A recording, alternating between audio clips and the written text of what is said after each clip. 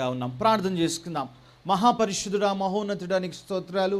నీ వాక్యము యథార్థమైనది, నీ వాక్యము పవిత్రమైనది, నీ వాక్యము ప్రభా మా అందరినీ నూతన మార్గంలోకి నడిపించేది నీ వాక్యం.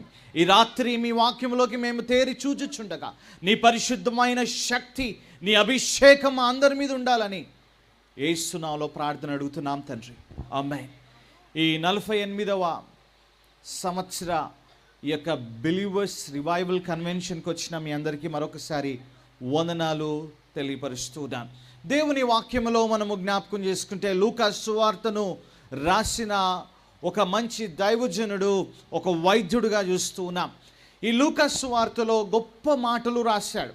చదువుకొనబడిన వాక్యంలో మనం చూస్తే, వారు సాయంకాలమున కావంచి ఉన్నది, ప్రొద్దుగూకినది, మాతో కూడా ఉండమని చెప్పి ఆయనను బలవంతము చేసిరి. దేవునికి స్తోత్రం కలుగును గాక. హల్లెలూయా. ఎవరిని బలవంతం చేసిరి? సజీవుడైన యేసయ్యను, పునరుత్థానుడైన యేసయ్యను, జీవము తెచ్చిన యేసయ్యను, నిన్ను నన్ను మరి పాపం అనే ఊబిలో నుండి మనల్ని తిరిగి లేపిన యేసయ్యను వారు బలవంతము చేసిరి.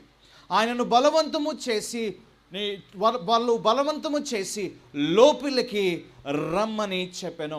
ఆయన వారితో కూడా భోజనమునకు కూర్చున్నప్పుడు ఒక రొట్టె పట్టుకొని స్తోత్రము చేసి దాన్ని విరిచి వారికి పంచిపెట్టగా, ప్రియమైన దేవుని సంగమా, ఈ రాత్రి ఆయన వాక్యము పంచిపెడుతూ ఉండగా, ఆయన వాక్యము సజీవమైన వాక్యము మనతో ఉంటూ ఉండగా, మూయబడిన కనులు పరిశుద్ధాత్మ దేవుడు తెరువుటకు నీతో నాతో వాక్యమైన దేవుడు మాట్లాడబోతూ ఉన్నాడు.